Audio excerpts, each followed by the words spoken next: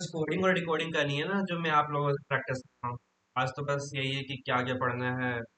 बस वही है, अगर देखते हैं लास्ट में अगर कुछ डाउट्स होगा तो फिर आप कर लेना, नहीं तो बाद वाले क्लास का अगर टाइम बचेगा तो आर्टिकल्स रहेगा वो मेरा भी। करंट अफेयर्स बेसिकली ये होता है कि इम्पोर्टेंट टॉपिक्स से आपको इसमें क्वेश्चन देखने को मिलेंगे 4 से 5 करंट अफेयर, और 4 से 5 टॉपिक आपको अगर देखने 4 से 5 अगर आपको क्वेश्चन देखने को मिलते हैं तो फिर शायद ये अपने आप में वेटेज रखता है। लेकिन बात वही आ जाता है कि अगर इतना झारखंड का करंट अफेयर रहेगा इंडिया का टोटल, हाँ, झारखंड से बहुत ही कम आएगा, हो सकता है एक आए, एक से एक या दो ही आ सकता है। झारखंड से जीके आएगा, झारखंड से जीके आएगा। जो नेशनल इश्यूज है वो पूछ सकता है, जो कि सबको अधिकांश लोगों को पता होता है। तो जो झारखंड का टॉपिक है वही तो नेशनल का टॉपिक है कुछ, तो जब दोनों रिलेट करेंगे तो फिर टॉपिक आएगा। अब देख लेते हैं नेशनल लेवल। मैंने यहाँ पे आपके लिए बस नेशनल लेवल पे जो इम्पोर्टेंट टॉपिक्स है वो लेके आया है।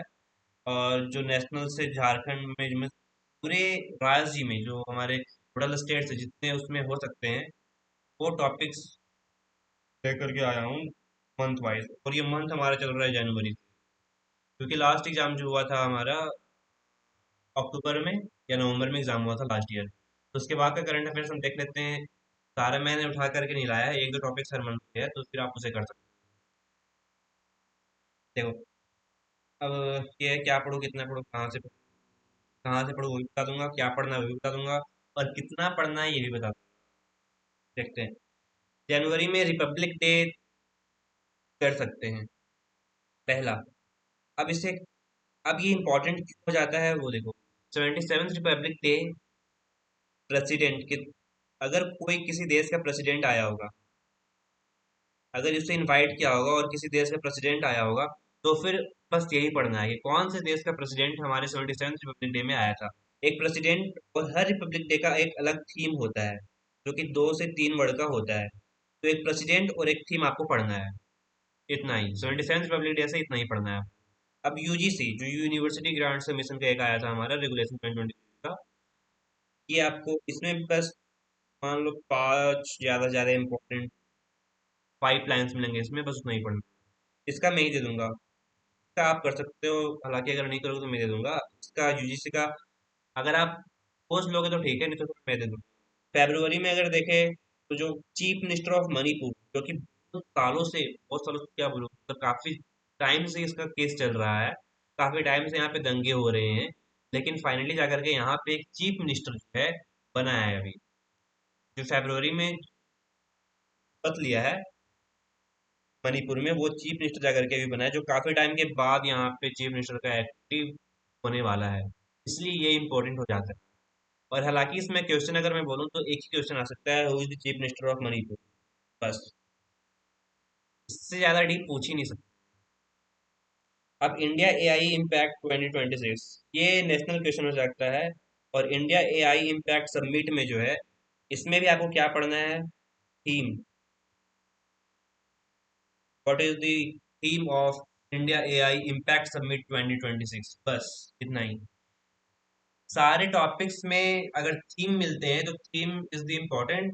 अदरवाइज अगर कोई पर्सनल चीज है, यानी कि अगर कोई मिनिस्टर का नाम हो जो कि बहुत ही बड़ा बिग रोल प्ले करता है, तो फिर उसका नाम यहाँ पे बस याद रखना, उससे ज्यादा नहीं। अब मार्च में नेपाल इलेक्शन जो हुआ है वो काफी ज्यादा बड़ा रोल प्ले किया है जनजी के ऊपर, यूथ के ऊपर, और इसका जो रिलेशन है वो इंडिया से भी रिलेशन है।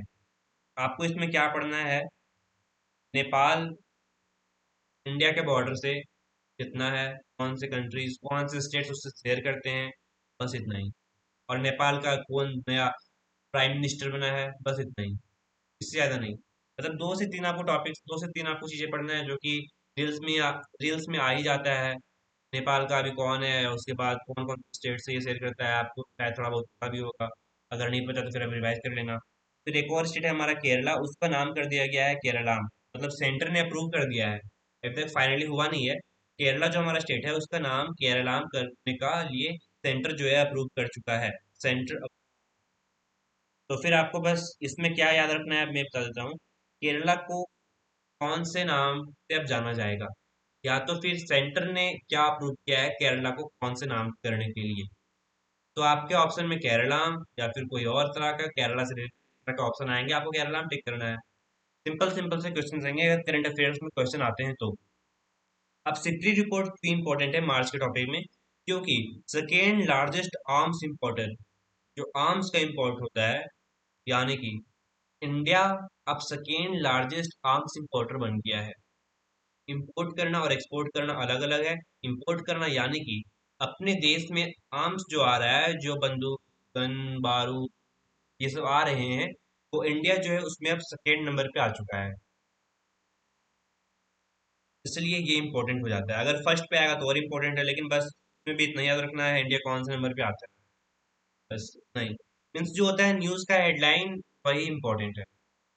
अब अप्रैल में ये पहला आप लॉ करने जा रहे हो तो शायद हो सकता है ये बिल आपसे पूछ ले, तो इस बिल में है क्या, इसका मेन फोकस क्या है, बस इतना ही पढ़ना है। मेन फोकस में एक आपका आएगा ऑब्जेक्टिव में क्वेश्चन, बस वही करना है। अब सेंसस 2027 फेज वन स्टार्ट हो चुका है, ऑलरेडी स्टार्ट हो चुका है, जो कि 2027 में खत्म होगा, इसलिए इंपॉर्टेंट हो जाता है। अब सेंसस में क्या पढ़ना है, पहली बार सेंसस इंडिया में कब हुआ था, और लास्ट टाइम कब हुआ था, first time and last time कब हुआ था, और अभी जो है इसको कौन अप्रूव किया है, बस इतना ही पढ़ना है। अब यूज, हाँ, यूसीसी यूनिफॉर्म सिविल कोड, ये अपने आप में इम्पोर्टेंट क्यों होता है, क्योंकि इसको सारे स्टेट्स ने अप्रूव किया ही नहीं है। पहला स्टेट जो है उत्तराखंड है। और अगर यूसीसी का मैं बात करूँ तो इसका क्वेश्चन जो है वीबीओ लॉ एंट्रेंस में या तो 2023 या 2022 में, ये दोनों साल में एक बार आया था। और उसमें उसमें क्या था, पहली बार यूसीसी कौन से स्टेट ने लागू किया था, मीन्स किसने यूनिफॉर्म सिविल कोड बिल को अप्रूव किया था, कौन से स्टेट ने, कि इसको सेंटर साइड से अभी तक पूरा अप्रूव किया नहीं गया है जो कि सारे स्टेट में लागू हो। तो पहला जो स्टेट है हमारा वो है उत्तराखंड। उत्तराखंड में यूसीसी सबसे फर्स्ट टाइम में लागू किया गया था, उत्तराखंड। इस क्लास से थोड़े बहुत जीकेस भी हो जा रहे होंगे। अब देख लेते हैं नेशनल पंचायती राज, इसमें आपको क्या याद रखना है अभी बता देता हूँ। नेशनल पंचायती राज कब मनाया जाता है, डे और थीम, बस ये दोनों चीज। स्टार्टिंग से ही बोल रहा हूँ, डेट और थीम ही बस ज्यादातर याद रखना है। और नेशनल पंचायती राज में तो डेट ही, इससे ज्यादा कुछ नहीं पूछेगा इसमें, क्योंकि पंचायत जो है हर गांव गांव में होता है इसीलिए। देखो, मई में नीट पेपर लीक कंट्रोवर्सी, इसमें बहुत ही कम चांसेस है कि इसमें क्वेश्चन आने वाला है, लेकिन मैंने बस ऑप्शन में रख दिया है बस। इसमें 99% चांसेस में बहुत ही कम आएगा, क्योंकि ज्यादातर चीज में हुआ नहीं है, बस री नीट एग्जाम हुआ है। इसमें अगर धर्मेंद्र प्रधान जो है एजुकेशन मिनिस्टर, अगर वो रिजाइन करते हैं और उसके बाद कोई दूसरा बनता है एजुकेशन मिनिस्टर आपके एग्जाम से पहले, तो फिर ये इंपॉर्टेंट होता है, इसलिए मैंने यहाँ पे इसे लिखा है। लेकिन जब तक कोई एजुकेशन मिनिस्टर रिजाइन नहीं करता है और कोई न्यू एजुकेशन मिनिस्टर अपॉइंट नहीं होता है, तब तक आपके लिए ये इंपॉर्टेंट नहीं है। अब देखिए, आप लॉ करने जा रहे हो तो इसलिए सुप्रीम कोर्ट का जो जजेस का इंक्रीजमेंट हुआ है, पहले से अब उसमें ज्यादा जजेस बैठने लगे हैं, तो इसलिए ये थोड़ा सा इम्पोर्टेंट हो जाता है। बस इसमें वही क्वेश्चन आएगा, पहले कितने थे और अब कितने हो गए, फर्स्ट टाइम, लास्ट टाइम और करेंट टाइम, कितने जजेस थे, ये बस इसमें भी तीन याद रखना। अगर आप चाहे जीके, रिसेंट जीके अगर आपको कवर करने जाओगे तो काफी टाइम लग जाएगा, इसीलिए जो इम्पोर्टेंट इम्पोर्टेंट है इसी में से आएगा, इस बात का ध्यान। एंटी डिफेक्शन लॉ, ये इम्पोर्टेंट हो जाता है, इसको मैं खुद करवा दूंगा। National technology day, national technology day होगा यहाँ, तो ये कब मनाया जाता है, और इंटरनेशनल लेबर डे कब मनाया जाता है, और ये दोनों का थीम याद रखने की जरूरत नहीं है यहाँ पे, बस कौन सा डेट में मनाया जाता है ये याद रखना। नेशनल टेक्नोलॉजी लॉ और इंटरनेशनल लेबर डे, यानी कि डे, डेट यहाँ पे बस याद रखना। मैं यहाँ पे डेट लिख कर ला सकता था, लेकिन शायद आप थोड़ा तो आप याद रहेगा अगर आप गूगल चैट जीपीटी की आई करोगे, शायद आप बार बार देख, शायद आपको थोड़ी याद रखेगी, इसलिए मैंने यहाँ पे नहीं लिखा। ठीक है, तो जैन से लेकर के मई तक हो चुका है। ज़्यादा से ज़्यादा आपको इसमें टोटल मिला करके 5 6 मंथ्स है।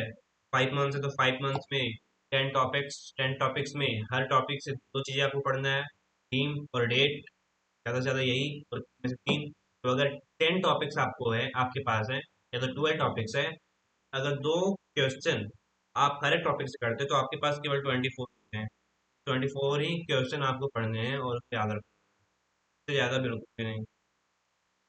अब देखो, ये सब टॉपिक्स पढ़ने कहाँ से हैं, इसके सोर्सेस कहाँ से हैं? जीके टुडे, दृष्टि आईएएस, यूट्यूब, स्टडी आईक्यू। क्योंकि मुझे पता है आप इन चारों में से कुछ भी नहीं खोलने वाले, आप कुछ भी नहीं खोलोगे, मुझे पता है। अब शायद मैं भी बोल दे रहा हूँ, शायद आप इसलिए जाकर के ओपन कर लोगे, जीके टुडे में आप सर्च कर लोगे कि इसका टॉपिक क्या है, लेकिन 99% चांस है कि आप इसमें से या तो जीके टुडे खोलोगे या तो दृष्टि आईएएस, लेकिन हर एक चीज आप जाकर के उतना रिसर्च नहीं करोगी। I know very well. इसीलिए हो सकता है तो मैं हर एक टॉपिक्स का बना करके आपको सेंड कर दूंगा, लेकिन अगर आप खुद से कर पाओ तो और भी ठीक है, नहीं कर पाओ तो ठीक है, मैं कर दूंगा। ये आपको मिल जाएगा, वीडियो मिल जाएगा, ये जो मैंने भी बताया तो फ्री मिल जाएगा, और कौन कौन सी क्या क्या करना है ये आपको पता चल जाएगा। तो ये था आज का टोटल करंट अफेयर्स, कहाँ से पढ़ना है, क्या पढ़ना है, और लीगल में क्या करना है, क्या नहीं करना है। लेकिन इसके साथ ही अगर मैं सोच रहा हूँ आपके लिए स्टडी प्लान, जो मैंने अपने यूट्यूब की वीडियो में बताया था कि परफेक्ट स्टडीज प्लान आपको कब देना है और क्या देना है, ये आपको दिया जाएगा 30 जून, जिस दिन आप मॉक दोगे। शायद उस दिन अगर संडे नहीं है तो शायद हो सकता है मॉक हम आगे पीछे कर सकते हैं। इस बात का ध्यान रखना, आपके मॉक में सारे मिक्स्ड क्वेश्चन मिलेंगे, एनालिटिकल रीजनिंग, मैंने कल बताया कोडिंग डिकोडिंग, और कल तो नहीं होगा, फिर उसके बाद है हमारा सिटिंग अरेंजमेंट का। सिटिंग अरेंजमेंट भी इजी रहेगा आपके लिए, ये भी आप अच्छे से कर लो। स्टडी प्लान आपको, अगर आप अभी पढ़ रहे हो तो ठीक है, अगर नहीं पढ़ रहे हो तो के बारे में अलग से डिस्कस कर लेंगे, आपको क्या क्या इंपॉर्टेंट अभी कवर करके जाना है। लेकिन जो मैंने अभी कॉन्ट्रैक्ट आपको बताया उससे रिवाइज करना उसके सेक्शंस, छोटा सा हमारा होता है क्या, स्टिकी नोट्स सेक्शन, आप उस पर लिख सकते हो। तो ये में हमारा प्रपोजल है, प्रपोजल आप लिख सकते हो। तो ये प्रपोजल टू बी एक्सेप्टेंस, इस तरह करके आप उस पर बना सकते हो।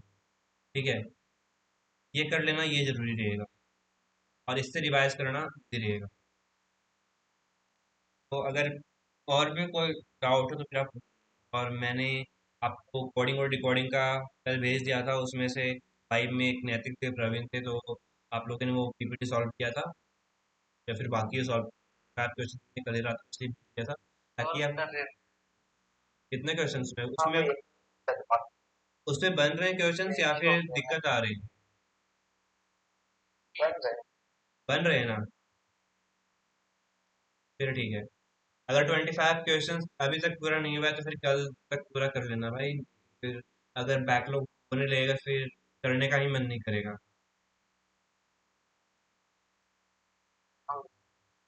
पूरा हो गया तो ठीक है, जितना हुआ होगा ठीक है। अगर तो मीन्स प्रैक्टिस करते रहना, अगर जो क्वेश्चन नहीं बन रहा होगा उसे देखते रहना, अगर फिर भी नहीं हुआ उसके बाद क्यों बनाया गया है, डिस्कस करने के लिए बनाया गया है, फिर आप मैसेज कर देना। शायद अगर वो दूसरे इंसान से बन जाता है तो फिर आपको बता देगा, इससे आपका स्टडी भी बना हुआ रहेगा, एक्टिव रहेगा। ठीक, अगर फिर भी नहीं होगा तो फिर मैं, डाउट सेशन होगा हमारा, उसमें बता दिया जाएगा, नहीं तो पर्सनली मैं आपको कॉल करके भेज दूँगा, जिस क्वेश्चन में दिक्कत आएगा उस, ऐसा नहीं है कि एक बार ट्राई किया और फिर बन ही नहीं रहा है, ऐसा बिल्कुल। से ट्राई करोगे तो ज़्यादा ज़्यादा माइंड एक्टिव रहेगा, काम भी करेगा, और क्वेश्चन और इजी से। और हमारा कोडिंग और डिकोडिंग का एक और क्लास भी होता है, ये भी, उसमें भी, वो भी बस 15 से 20 मिनट का क्लास होता है। और वो जो मैंने बताया था कल क्लास में, उसमें बहुत ज़्यादा इजी क्लास होने वाला है। बस एक बार उसे देख लेना और आराम से बन जाएगा। आज के लिए इतना ही रखें क्या, या फिर और भी कुछ करना है? डाउट्स हो तो पूछ लेना।